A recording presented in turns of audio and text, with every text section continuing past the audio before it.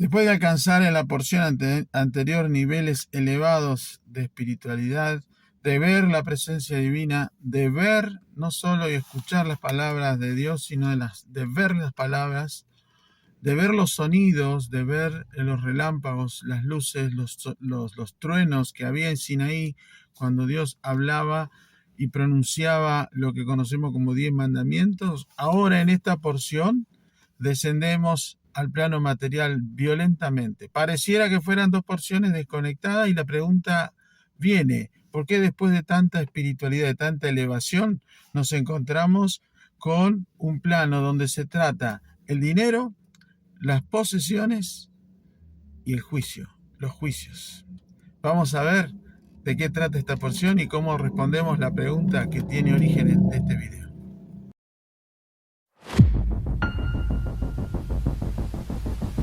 La conexión que hay entre la porción de la semana pasada llamada Yitro y la porción que estamos estudiando en esta semana llamada Mishpatim, donde son diametralmente opuestas, una muy espiritual, elevada y llena de bondad, y esta llena de materialismo, juicio y restricción, está dada en la primera palabra del comienzo de esta porción. En el capítulo 21, verso 1, dice, y estas son las ordenanzas que expondrás delante de ellos. Dios le dice a Moisés esto, ni bien terminó de pronunciar los 10 enunciados o mandamientos, le empieza a relatar 53 leyes que van de la mano de los 10 mandamientos.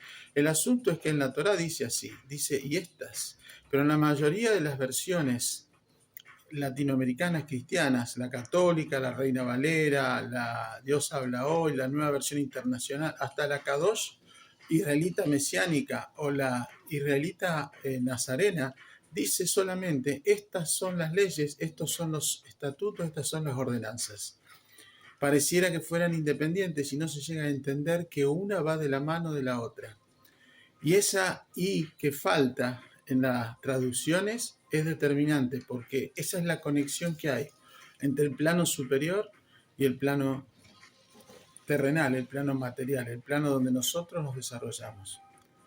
Eso es la primera gran diferencia y gracias a esa palabra podemos entender qué son todas estas leyes y cómo revelan o responden al título de esta enseñanza. Ahora revelaremos el porqué de esta pregunta como título de esta enseñanza y la respuesta.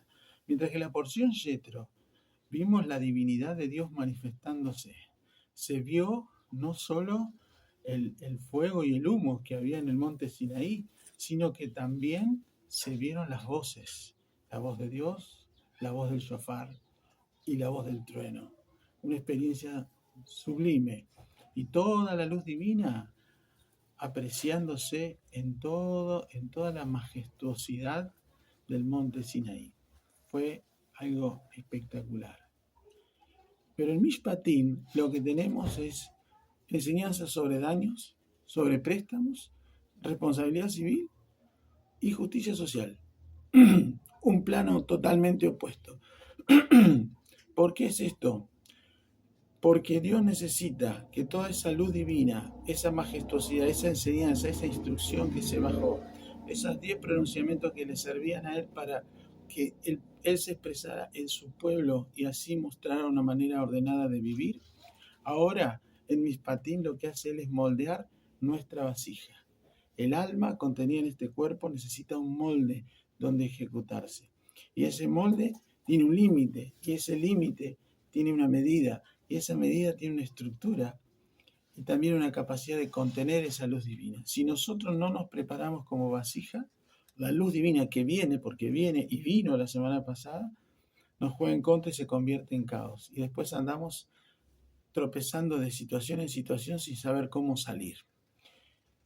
Al final, lo que hace Dios con esta porción, que es totalmente en el plano material, en la dimensión de Malhut, ordena el deseo de recibir, condiciona y limita al ego, que no quiere manejarse con leyes, y finalmente nos da una estructura de vida, de tal forma que nosotros socialmente nos podamos comunicar, principalmente primero con los miembros de nuestro pueblo, una comunidad. Por eso la porción empieza hablando de la ley sobre los esclavos, pero después de cómo comunicarnos con el mundo.